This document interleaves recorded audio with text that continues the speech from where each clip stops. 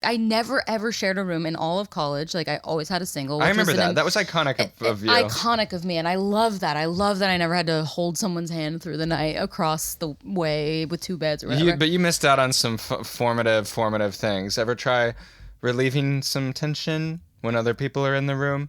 No. That's... Me either.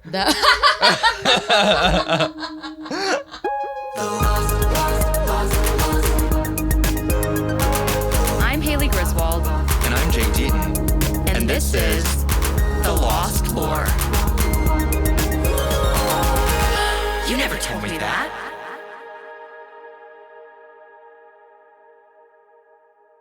Hello, Jake. Hello, Haley. I'm so excited. I'm so excited to talk about something recent. I know. Something that happened true. last year. Yeah. Us applying to college. Yeah, I know, because we just got in. We're only sophomores. We're only 18. I know. I'm so excited because we met at NYU. Isn't that crazy? Over 10 years ago now. No. I didn't start NYU until 10 years this fall. That's true. Okay. So, sorry. 9.5. Sorry, because that's something that we need to explain to the audience. Have we explained that? I don't think so. That you are a year older than me. We're born the same year. That's Barely. confusing. Barely. I'm Yes. almost not a millennial. Almost. You literally I'm literally right in the under last the 2 finish weeks line. of millennialness. Isn't that crazy? Yes. This friendship wouldn't work otherwise. December 96. March 96. And so Jake graduated high school In a year before, 2014. and I'm 2015. Yeah. What? How did you ever even hear about NYU? Was it in the Nicki Minaj song? Didn't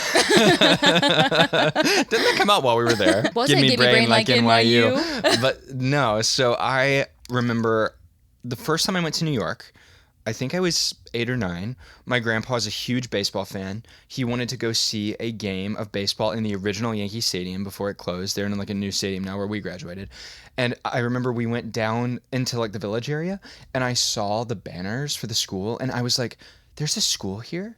And I remember even as like a small child being so enthralled and just like, I would love to go to school here. Like Yeah. I had no idea that there was a college in New York City. And like and right in the middle of the city. I mean, NYU is truly like a city campus. Right. And I remember The city is my campus. right in and of the city. People would literally make that their bio. The city is my campus. It's so cringy. Where I'm from in Florida, too, the Florida equivalent of that is, I live where you vacation. Well, kind of tea. But that was my first impression. And then what cemented it for me as like, this is my number one dream school and I will go if I get in, is when I found out that Lady Gaga was an NYU attendee when I was in 8th grade and I was a little monster, paws up, and I was learning everything about her and just so obsessed with her. And I remember as soon as I saw that she went to NYU, I remembered that I had been on that campus and I was like, that's where I'm going to college. That is so cute. Mine was also a celebrity thing. A lot of celebrities went to NYU. Well, mine didn't go there. My celebrity was my favorite cast member on Teen Mom 2, Janelle. She went to NYU Law. Janelle Evans, who could have also been on the Bad Girls Club, okay? She was naughty. I don't know anything about the show. I've never watched reality TV. I know. I can't. There's guys. We're gonna do like a 6-part reality TV thing because that is my bread and butter. Okay, but Janelle was a girl who got pregnant when she was in high school, and she was really smart, and all she wanted to be was a film editor. That's cool. Okay, and I remember being like, "What is film editing?" And I looked it up, and the best film editing program was NYU. And then I sort of made it my personality that I also, despite having absolutely no computer, I was also going to be a film editor and I was going to go to NYU. And there is a bit of serendipity in that every week I am editing this show. I was going to say, you're editing some film. I am editing this footage every week. But it was literally Teen Mom that got me on the direction to look up NYU. Wait, and not to like spill your tea. Yeah. But didn't you apply early decision to NYU? Yes, like you I were did. like, I'm going. So what happened was, you want me to just tell my story? Yeah. Okay, this is like, how do you describe yourself when you're being like, I was a really smart kid? Whoa, just wait. Wait till my turn comes back. But I was a bit of an overachiever and I always did really well in school. And then I remember my junior year of high school, that's the big year when you're like, I have to prove, and you start doing the ACT and the SAT and everything. And I did so many AP classes. And then when my senior year rolled around, I don't know if I was just so nervous. avoided all of the college process. Like I didn't think about it. I didn't anything. And then December came around and one of my friends, Dylan, was like, what is your college plan, Haley? And I was like, no, I'm probably just going to move to Los Angeles and get famous overnight. Like, I don't know. And he was like, you're like the smartest girl. Why are you not applying to college? And I was like, where would I even apply? And I remember NYU. And so I went, and during my junior year in AP Lang, did you take AP Lang? Mm-hmm. One of my favorite classes. Miss Schustrom, amazing teacher who is very, very important to my NYU story as well. She had us write college essays like as a practice exercise. And so I had mine ready. And when I, in December, happened to go look at the NYU website, I saw that we had literally 2 days until early decision was due. And like in my 18-year-old mind, I was like, I have to apply early decision because fewer people are doing that. And if it's binding, fuck yeah, it's binding. I'm going. Bind me. I'm bound to NYU. Sure, let's go. I think that was like a sex thing for you. And so, for sure. Bind me, NYU. You're sick. Go down on this bobcat. So, I just over Christmas break, this December night, I messaged Miss Schustrom, that teacher, and Mrs. Emery, my favorite science teacher, and I was like, is there any chance y'all could write me some letters of recommendation? Wow. They turned them both around within 24 hours for me. Wow. And I got the application. If a student had asked me that when I was a teacher, I would have killed them. You would have not even answered the email. email. So they loved you. These are women who they still tell me happy Women's birthday. stories matter. I love, because did you hear me say that to Henry today? From upstairs, talking to my infant son, and I was completely in support. Do you know what I was talking to him about? What, 50 Shades of Grey? No, I was talking about. You were reading. I was telling him about Kelly Clarkson and the voting process in American Idol and how it worked, and he was sort of the last free and fair election this country had. He was looking at me so deadpan that I was like, Women's stories matter, Henry. They just matter, Henry. I know you have two dads, but... And so I just applied. I applied early decision, and I remember because I was applying for the acting school, you had to go and audition. I'd never been to New York. Yes, I did. I guess you had to back then. So I had never been to New York in my life. And wow. I remember it was like my mom's friend loaned her money to book us flights. Like, shout out May Lee forever for that, because I wouldn't have gotten there. By the way, do you know I'm first gen? No. In my family, no one has ever gone to college besides. Oh my God. I mean, my cousins are going now. Yeah. But still, you would be. Yeah, I was the first gen. And so it was a really big deal. Like that was also what was so nice. I felt really supported by my community, like my teachers and my friends and everyone in my family too. Like everyone really wanted it for me, even though I waited till the last second to want it for myself. And in high school, I did thespians, and so I had two contrasting monologues that I did. I remember I did a monologue about a guy getting hit by a train, and then I did one about shooting my husband. Which one was funny, do you think? Both kind of death related, but one was really hysterical. And then afterward, and in the thing, before the audition, they say, you each get like a 10-minute slot. Mine went for 25 minutes because after she asked me to sit down and we talked, and I remember she was like, is there a studio that you're really interested in? And I was like, I'm really interested in the Stella Adler studio. And for context, there are 7 acting studios, and each has a different acting technique. Yes. So we ultimately ended up in the Stella Adler studio. And the technique for Stella Adler is making up shit, like making up stories. That's kind of why I liked Adler. I loved it too. By contrast, you have other studios that force you to or it's Strasberg, I guess, that very famously forces you to relive your own trauma. Right. And like sense memory it's called. And so like if you are playing a character whose mother died, you have to think about like someone in your life that died and connect it to like real memories of yours. It's like the Jared Leto, let me be miserable sort of method acting. And that's why I liked Stella Adler, because I was a little bit like, I'm trying to get over some of this shit. It's acting. Right. I don't want to worsen my life here. And the Meisner studio, I remember I had read up on repetition. They will sit and I would look at you and we would look at we would be sitting like facing each other dead on, and I'd be like, your eyes are brown. And you would say, my eyes are brown. My eyes are brown. Your eyes are brown. My eyes are brown. Your eyes are brown. My eyes are brown. Your eyes are brown. My eyes are brown. Yeah, and somehow that makes you a good actor. Yeah. So I remember she was like, is there any studio you're not interested in? And I said Meisner because on top of the repetition, I think it's also super group based. Yeah. And I wanted the ability to have some I'm a star. individualism. Yeah, I wanted to be a standout. And so I said, I'm not super interested in the Meisner studio. And she said, I am the head of the Meisner studio. And I said, ma'am, please, if you don't mind, just kill me. And were you stressed after that? Like when you left the Here's the audition, thing. were you like, I just blew it? no, because here's the thing. She was not offended. I held my own. After I said it, I was like, I will be happy anywhere that I go. You asked me if I didn't. She did ask. And don't ask questions you don't want to know the answer to. And I actually walked out of the room knowing that I was going to go to NYU. I knew that I was going to get in. And then I went home, and because it was early decision, it was January that I applied, and then I found out in February. Right? And I remember it was Friday, February 13th, the day before Valentine's Day, and my high school boyfriend and I had like a nice Valentine's weekend planned the way you do when you think you're going to marry your high school boyfriend and it's your last Valentine's Day. And I got my phone and I was like, I'm going to check my email one time, and then I'm not going to check it again until Monday so that I can have a really nice weekend. I was like laying on my side. I opened it up, and NYU, it was like the decision. And I remember like I fucking shot up out of bed and I was like sweating, like, oh my God. And I opened it and congratulations or whatever. God. I'm like, did you scream? I'm crying, and I was home alone. So I immediately call my Nana and I'm like, I got in at NYU. And she's like, what?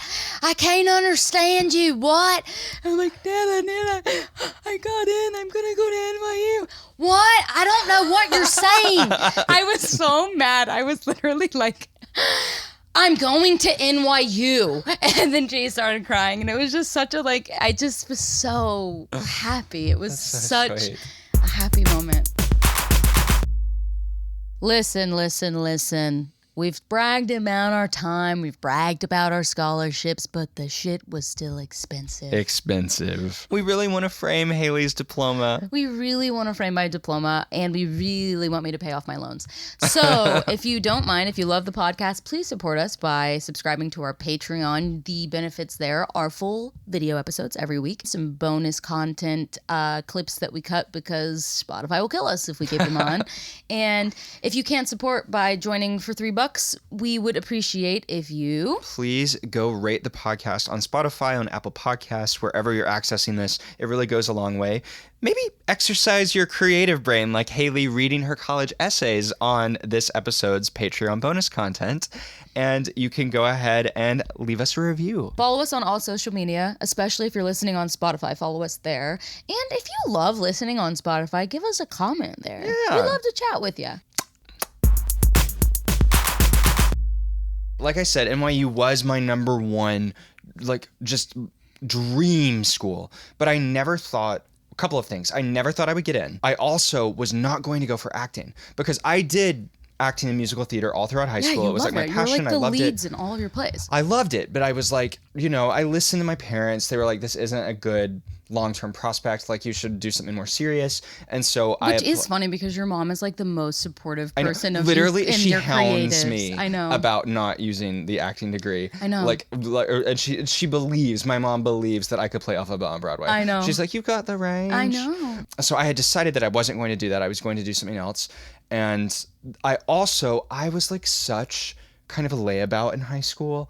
Like, I was a bad boy. I was like, I talk about how I grew up very like sheltered and good boy. I was a bad boy in high school. Not in the sense that I was like partying all the time, but more you didn't really drink or anything. No, I never drank. I just like felt above it all. And I was like, I'm not going to do my work. I'm not going to care about like my academics. You got senioritis instant. Yes. Okay. Definitely. My sophomore year, really bad. But I was able to, I still did well academically, and I was still in like AP classes. And let's not act like your mom didn't work at the school. Yes. So yes. you some still pressure had on to me. be good. So I wasn't that bad, but I wasn't. NYU is a really selective and academically prestigious school, and I felt like I'd fucked myself over and not taken my academics seriously enough, because you really can't afford mistakes when you're applying to schools like that. And I had a few mistakes on my transcript. The good thing was that I had a very high SAT score. And so I was like, this is how I'm going to like pull off this college admissions thing, because all of the schools I want to go to are pretty selective. And I applied, I think maybe to like 8 to 10 schools, which Oh, at the wow. time felt like a lot. Yeah. And now kids these days, literally 30 applications. I know how, and that was the other thing. When I saw how much the application costs, It's a fortune. and to get it waived, you can't be a dumbass who waits until 2 days before the application is due. So once I saw, when I forked over $120 to NYU, I was like, you better fucking People let me in. spend thousands of dollars I know. on college applications. Like, or tens of thousands by the end. Like, if you're saying 30 applications. Touring, like everything that you do. And going, yeah, that's so true. The visits. And it's like, so I applied to like 8 or 10 schools, and I applied to a couple of safeties, and I was like, my transcript is good. Like I still had, above a 4.0, like weighted, whatever. But my SAT score was great, especially in the context of my high school. It was literally like the highest SAT score that had been in my high school in like 20 years. I grew up in bumblefuck nowhere. They whipped out a new chord for me that they hadn't used in years. And I'm saying all this with another graduate of my high school in the room. What was your class rank? We don't talk about that. Davis outranked me in the class rank, but I was Taylor Swift, and the rest of them were the other people fighting over the scraps for the SAT. So I was like, this is gonna work to my advantage. But I think what I didn't realize was the story that told about me as an applicant of like, this kid should have a higher GPA because his SAT score is so good. And like now that I read college applications briefly for a living, I was like, we would look at those applications with a raised eyebrow of like, why were you dicking around? Like why? And but all to say, I had a miserable college admissions season. I got into my safeties and I got rejected from a couple of schools that I would have considered definite targets. Shoo-ins. Like I would say like maybe not to the same level of the safeties, but shoo-ins, yes. And then I had a couple of baby reaches that in my private heart, I was like, I'll get in, and was rejected from them. NYU was the last decision that I heard back from. So and, what was your mind at that oh, point? I was like, there's no way. NYU was more selective than all the other schools that I'd applied to. Like I wasn't applying to like Ivy Leagues, but I was applying to like very selective city schools. And I was like, there's no way that I'm going to get into NYU if I was rejected from these other schools. And so I was on an activity bus when I received my admission letter and to go log into the portal. And I remember just staring at the decision and seeing the word congratulations, and I could not process it. I know. And I've been thinking about going to this school since I was in single digits. I know. And I remember just like staring at it for a while and having a moment of like being the only person to know something like about your entire future and having that wash over me, like that feeling. And then I started screaming. And everyone on the bus was like, Jay got into NYU, like without me saying what had happened, because I'd been talking about NYU for that long and people knew the decisions were coming out, and I'd already told everyone. I was like, there's no way I'm getting in. Like I really got my ass beat this admissions cycle. And then I was like, but what if I can't afford it? Like, it's such an expensive school. And about 10 minutes later, I got my scholarship offer, and I logged into that. And then I had a second scream, and trust and believe, I was updating both of these as my Facebook status from my BlackBerry as they rolled in. So I had a status that was like, just got into NYU, 20 exclamation marks. I remember the Facebook status. And then 10 minutes later, Davis blocked with you. a $30,000 scholarship, I was like, everyone should know. And I was thrilled. I mean, I was so relieved. I was like, I felt that I hadn't actually, for a while, I was like, did I like really miscalculate this and like kind of punch above my weight class? But now part of me is like, the universe did this for me because my parents would have talked me out of going because of the price difference between some of the schools that were on my list. And I feel like that there was some entity, Taylor Swift was out there with her hand on the scale being like, if he gets into UNC, then he'll go because it'll be a much better value. Yeah. And so we got to reject him so he can go to New York and meet Haley Griswold. Yeah. It seems like your experience, much like mine, it felt fated. Yes. Yeah. I feel like I was supposed to go. I do for too. sure. I do too. And I'm so glad we both We were went. supposed to meet there. Yes, like, and I'm so glad we Me did. too. I love that story. I'm so happy. But you have to tell me what you got in for. Yes. Because you didn't audition like I did. No, not until the next year. And so I was admitted for this incredibly tiny program that I think the whole class was like 30 or 40 people, called Global Liberal Studies. Oh. And it's confusing because at NYU there's a program called Liberal Studies that some people are in for their first 2 years and they go out to like a different program. It's like, I don't know, it's like a different path into the school. But this was not the same thing. It was like a 4-year degree program that was basically like international relations plus a little pre-law, like very kind of like like liberal arts education. And I think I would have really liked it. Like, I enjoyed my first year. I had great classes. There were a lot of philosophy and art history classes, and like I was taking a foreign language, and I took like everyone at NYU has to take this course that Haley's going to talk about later called writing the essay, but GLS students didn't have to. We only had to do one semester of writing, and that was I took a memoir class. Oh my God, I took one on my you took this your first semester. I took a memoir class my last semester. Really? Yeah. No way. Yeah, and it was one of my favorite What classes. does that say about us? Of like, we'll need this. Yeah, I need to write about me. I really did enjoy that program. And how did you even hear about that to like know to apply to it? I just was scrolling through majors. When, in the Common App, when it's like, select your intended major. And you didn't even think to audition? I thought about it, but I had given up on that dream so thoroughly. Like, I mourned my last show. I really thought that would be the last thing I was ever in. God, imagine. I know. And it seemed like a good idea at the time. But I remember when I was at NYU, and I had a fabulous first year, and I'm going to talk about it, but what ultimately made me audition for Tisch in the acting school is that I had that moment of like, I've had the best year of my life and I have great friends and I live in this amazing city, but this school is so expensive and I could go back home. We have great schools at home. Like I can go back to UNC Chapel Hill and study something very similar at a similar caliber institution and save a ton of money. But you know what? I can't do it UNC Chapel Hill to the same caliber acting school. And so I was like, I'm going to apply for transfer at Chapel Hill. I got in.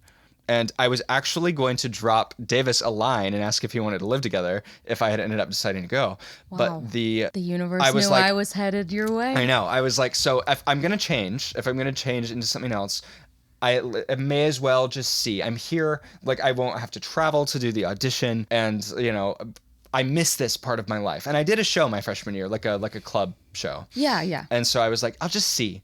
And I had a very similar audition experience where I sat and talked with the person who facilitated my audition for a long time after. I asked to be an Adler because he was like, do you have a preference? And I was How did you know about Stella Adler? I'd been on the forums. Oh, okay. I had like read about all of these testimonials. I remember the blacks. At Adler, you wear all black.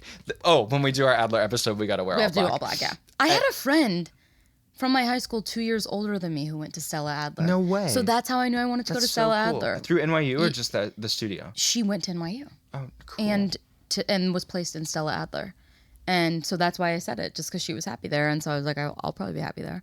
But I didn't even know anything about anything. Like, I truly went to New York, Jake. Like, liberal arts, like, I didn't even know what that meant. Like, I knew that I was... You're like, Obama arts? Right? Literally, that's how I felt. Like, I was like, wait, what?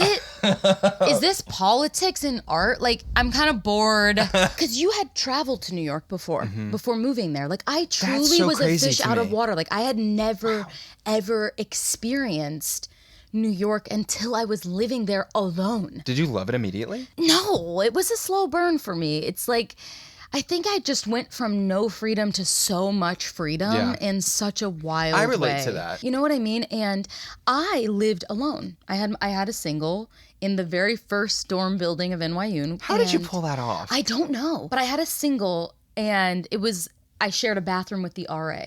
So then I felt really safe because I was like, I'll tattle. I was about to say, anyone else I know would be like, fuck. I share a bathroom with a fucking RA. Like, my freshman year's fucking ruined. No. Haley, and I know how pleased you were when I you was found thrilled. out. I was so thrilled. It was the best day. So I had my own room, which was perfect. Like, I never, ever shared a room in all of college. Like, I always had a single. I remember that. That was iconic of you. Iconic of me. And I love that. I love that I never had to hold someone's hand through the night across the way with 2 beds or whatever. But you missed out on some formative things. Ever try relieving some tension when other people are in the room? No. That's... Me either.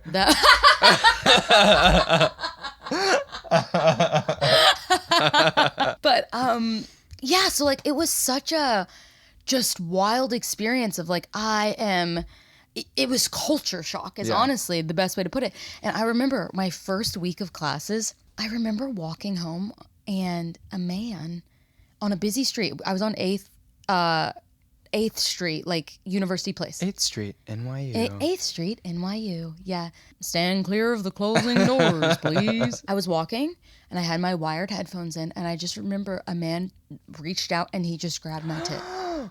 And I remember I grabbed his arm with both hands and I slammed it down and I screamed, "What the fuck?"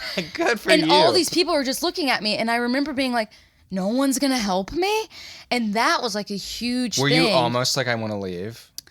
I was, until 48 hours later, my Nana overnighted me. He called back, and now you've been dating for 7 years. Davis, come here, big boy. 48 hours later, I had a package from my Nana that had a taser and several things of mace. Yeah, I felt safe after I had my taser. Do you still have it? No, it's dead. Wait, you know what? Let me not say I don't have a weapon. I have, Three. I have a couple. 3. No, you don't have the taser anymore, just the gun. Just the gun. Your first year living experience is so different than mine in that way. I applied to live on a specific floor at NYU. You did? When you applied for housing, there was like a little extra thing you could do where you could write a little essay and be like, I want to live on this like experiential floor, like Food in New York. And that was in like 3rd North Residence Hall. Oh, cool. I applied for film in the big city, film in the Big Apple, something like that. But it was the floor that had like triple the budget of a normal floor for kids to go see movies in New York and like go do outings. And like one Halloween, we had so much extra money because it was like an ungodly amount. They paid for us to go to Sleepy Hollow and stay the night, like my floor. So I was really good friends with everyone on my gosh. this floor. We did, and it was all the film students. Isn't it crazy? Like, that sounds so luxury. But when I'm describing my experience, that mine was luxury for me. Oh. Living alone. With the with RA. my RA. With the cop. With the cop. Like, it was... Haley's dream. And my weapon. And that was like my luxury thing. But this sounds awesome. I loved it. I think the listeners are going to prefer what you had. but You had roommates. Big but. I was in a triple, so I had 2 roommates in one room. In one room? And How then- big was your room? It was big. Okay. So I will. Like, you I had will some say space. it was big. And did you each have a desk in the room as well? Yes. That's nice. And it was beautiful. And it had just been redone, and we had an Where amazing was view this? of Broadway. Brittany Hall. Oh my God, Which is yeah, 10th that and was Broadway. new. That was new. But there were 5 people in my suite, 2 in one bedroom and 3 in the bedroom that I slept in. And I loved them. Will and Javi, shout out to my boys. But they were both nocturnal. Oh, I am not. yeah, Famously, you're a 9 I go to p.m.er. sleep at 9 p.m. The worst part of it all is that there was another person who lived on the 5th or 4th floor, I think, and I lived on the 8th floor. He became friends with my 2 roommates, and he did not like his roommate downstairs. And I was friends with him too. Everyone was friends with him. He decided to move into my room at the bequest of one of my other roommates, and he slept on my floor the entire year. This was like week 1, and slept on the floor the entire year. Also nocturnal. So there were 4 boys living in this room. So this big room suddenly probably felt Very a lot small. smaller. He yeah. had a whole space. And it was in the center of the floor. Jake, I'm actually pissed hearing this. I And would these have are people that I'm tattled. still friends with. Sachi, my RA, would have heard about that day 1. They wouldn't have even been able to propose the fucking story to me. She would have already been on it. It's a fire hazard. I'm so sorry. You can't bring your candle warmer in here either. It's also a fire hazard. No way Did would you I ever do that. think about becoming an RA? No. That was the other thing. She was there, but she was busy. They're busy. She was so busy. So really, I had my own situation. Like, I was alone, but protected. That's what you want. And that's all I wanted. You know, you were talking about fish out of water syndrome. I was a tour guide at NYU for a couple of years, and most competitive job on campus. One of the things that I love to say on my tours is that more people lived in my first year residence hall than my entire town at home. And it's true. And I was so gooped and gagged. Growing up, we had to drive like an hour to go to a real movie theater. Yeah. And I remember being like, I can walk 4 blocks and watch a movie. And Brittany was on 10th and Broadway, and which is like 4 blocks from Union Square.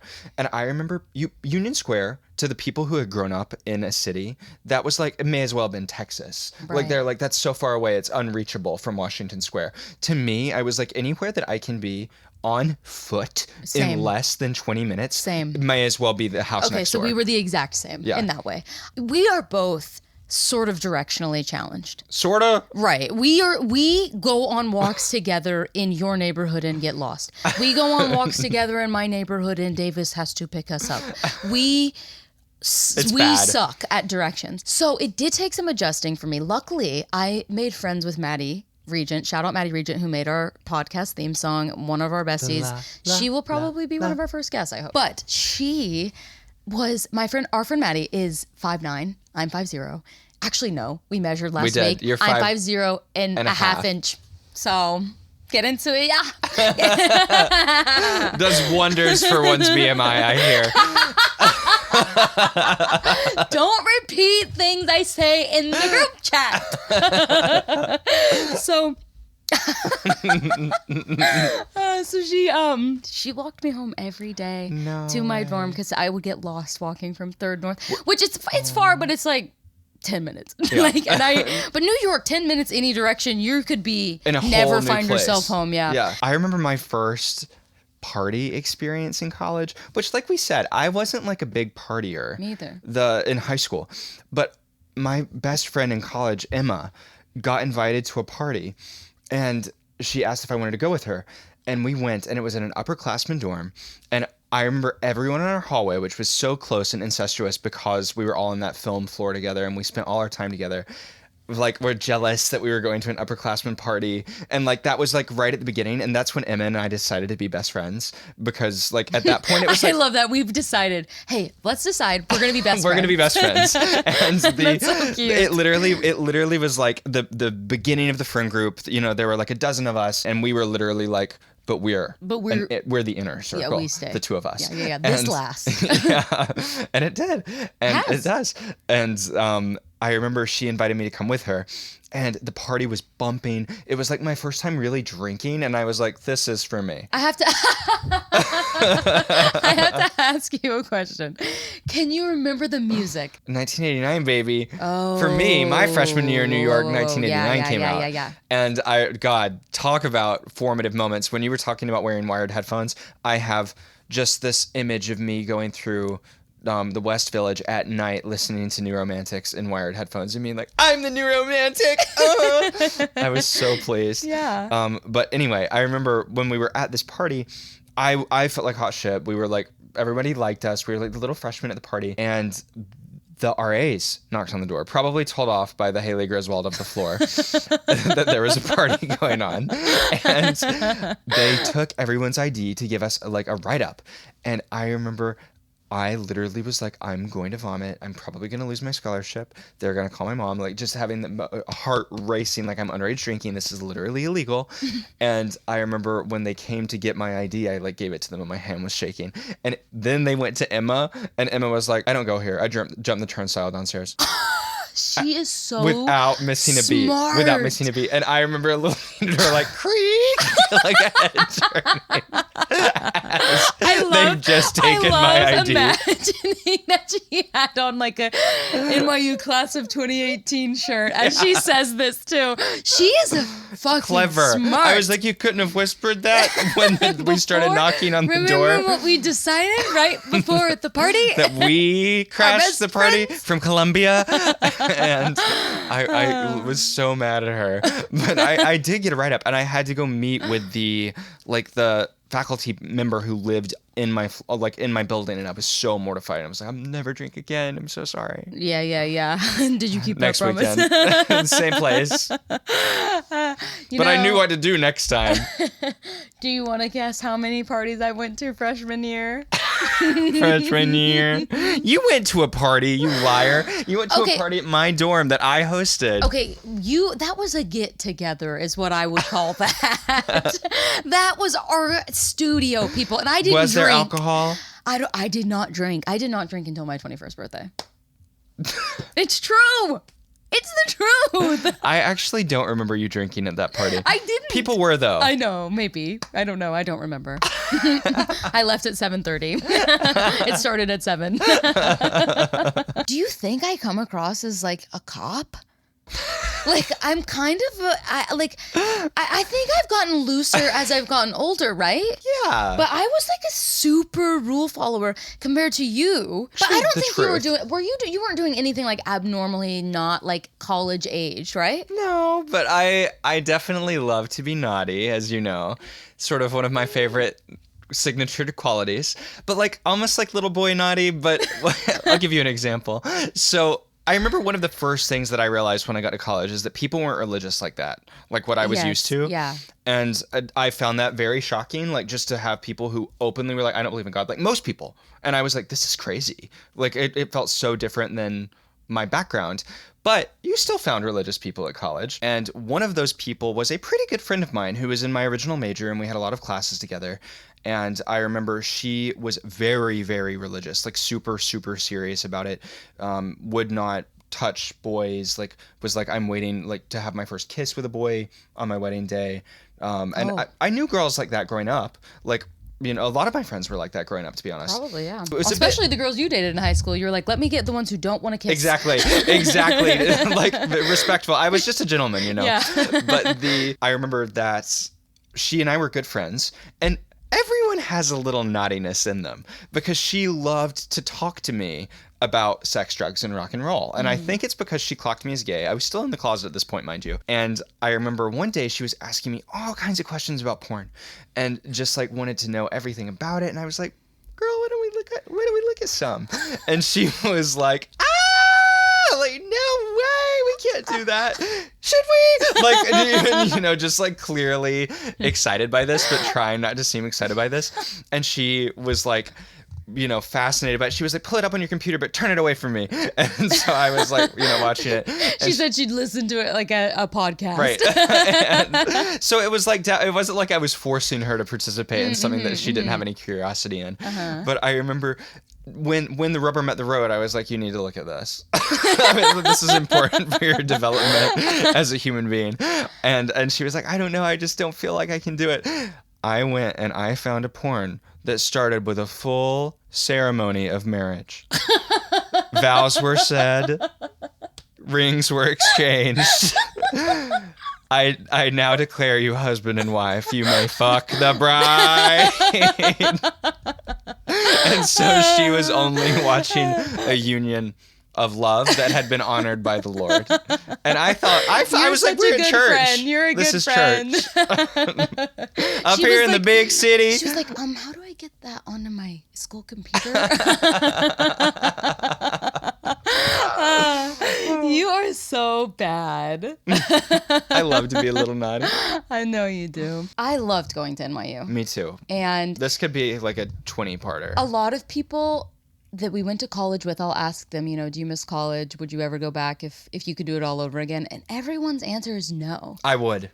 For sure. I loved going to college. It was I don't think of it as like, these were the greatest times of your life, but they were very special times of my life and very formative. And greatest in their own way. What number is next week's episode? Oh, is it the 13th episode next week? Lucky number 13.